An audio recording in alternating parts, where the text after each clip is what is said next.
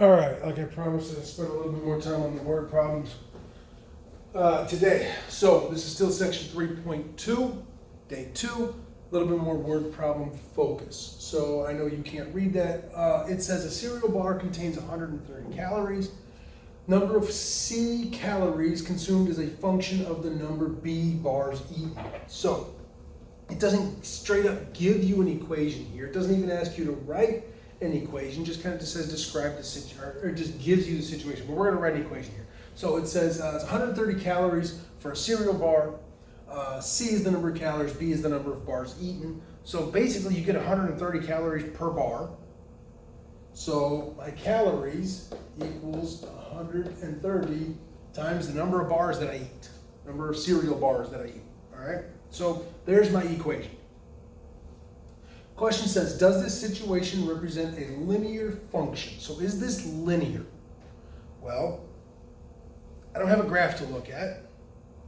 Is it going to be a constant rate? So if I give it one input, is it going to be a consistent rate? Well, yeah, if I eat one bar, it's 130, two would be 260, et cetera, et cetera, et cetera. The other thing, when I look at my equation, now that I have an equation, there's nothing funny going on here. There's no exponents, no square roots, no dividing by a variable. So yes, part A says this is linear. Going back to what we talked about yesterday, there's nothing funny going on in my equation. So yeah, it is linear. B, find the domain. Is the domain discrete or continuous? So, domain is input. Input would be what here? What am I doing? Well, we're eating granola bars. So what's my domain? Well, input, output. Can I eat 0 bars? Sure, that would be 0 calories. Can I eat 1 bar? Sure, it's 130 calories. 2, 260. 3, 390. 4. Is this going to stop? Is there a limit in any way, shape, or form? I mean, yeah, you get full, but we're not talking about at one sitting here. You could eat these over the course of a day, I guess. So is there a limit here? Is it going to stop? I don't think it does. It doesn't stop.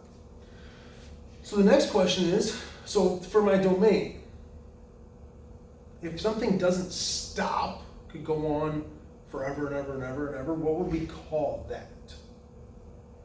Hopefully you said infinity.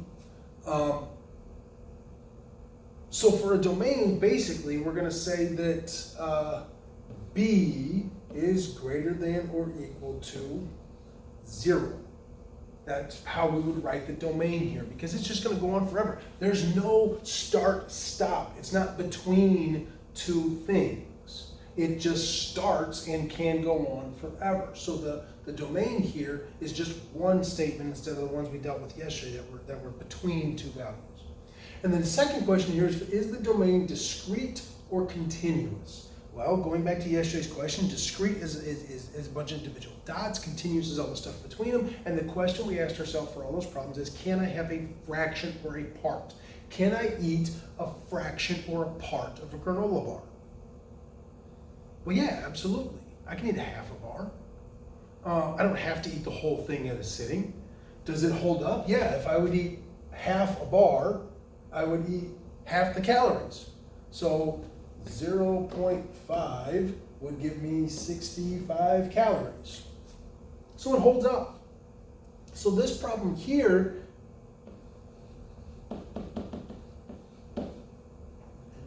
U-O-U-S, whatever, is continuous, because you can get a part or a fraction of your input. It doesn't have to eat an entire bar. So now, when I go to graph this, again, I don't need the entire graph. I'm just going to do the upper right quadrant.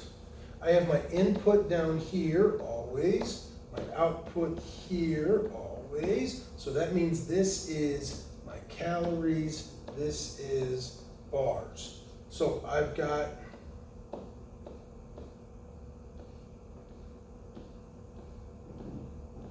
we talked about yesterday, try and get these gaps consistent, especially when you're doing this by hand. I'm gonna go, let's call this 100. I'm gonna count by hundreds up here, and I'll count by ones here. So 1 bar gives me 130 calories, 2 gives me 260, 3 gives me 390, 4 gives me 10, 20, 30, 40, 20, right there. So now, and 0 bars gives me 0 calories. Now, so those points are there, but a half a bar gives me 65 calories, that's a point. 1.5 bars would give me, I don't know, about 195 calories. The point being, I don't have to put every fraction on earth in here. Since it's continuous, I draw a line. And since it's not gonna stop, I would put an arrow on the end of the line because it's not gonna stop. The difference between the discrete answers of yesterday, discrete had no line because it was only those values. A continuous has a line because now I could go anywhere in here and I could use this to kind of get some information. If I eat 2.5 and I go up here, I can go over here, and it should be approximately how many calories I'm gonna get from eating this bar. So what you need to understand the difference between discrete and continuous. Continuous is everything. All these points are represented by this solid line because I can have fractions of my input. Discrete, you can't have fractions of an input, so you don't put the line. All right, next. Is the domain discrete or continuous? So the number of stories, the height of a building. Can my input be a fraction? So if I'm building a building, the height of the building is a function of the number of stories. Can I put a fraction of a story, a fraction of a level? So the answer here is no, I cannot. So that is a discrete problem. 10, 20-gallon bathtub is draining at a rate of 2.5 gallons per minute. The number of gallons remaining is a function of the number m minutes. So 20-gallon bathtub. It's starting at 20 gallons. Does this situation represent a linear function? So let's see if we can come up with an equation. So I'm starting with 20 gallons. I'm going draining, so I'm taking away 2.5 gallons per minute. And that's going to tell me the number of gallons left in the tub. So nothing funky going on here. I know it's going down at 2.5 gallons per minute. So that is a consistent rate of change. So the answer here is yes, that is linear. Find the domain of the function. So again, I need to figure out what numbers can I plug in, my input and my output. Well, at 0 minutes, I have 20 gallons. At 1 minute, I have 17.5 gallons. I put 1 in for M. 2 minutes, I plug in 2 here. 2.5 times 2 is 5, so that's 15. 3, 12.5, this is going to go a little bit. 4 is 10.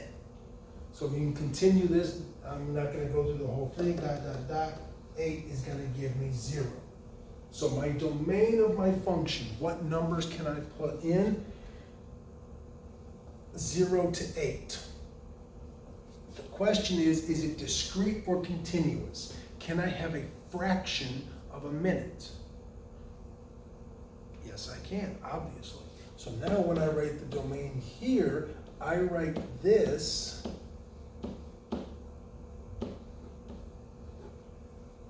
on an interval because it's a continuous function. I can have fraction inputs.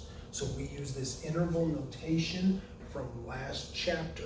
Everything between, remember that key word? Between 0 and 8 is a possible. I could go 3.7 minutes and plug it in and see how much water is left in my tub if it drains for 3.7 minutes. That's a legit possibility. All right, graph the function using its domain. So now, again, I keep doing this. I don't need the entire graph. I just need the upper right-hand corner.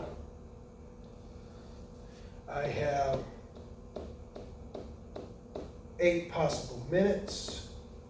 I have, let's count by about 2, 4, 6, 8, 10, 12, 14, 16, 18, 20 possible gallons. So at minute 0, I have 20 gallons. And then at minute 8, I have 0 gallons. And in here, I have different values. So at 2, I have 15, that's about right there. At 4, I have 2, 4, 6, 8, 10, 4. It's a lot easier to do if I have some graph paper. But am I gonna have a bunch of dots or am I going to have a line? If it's continuous, you're going to have a line. And all of your dots should be on that line.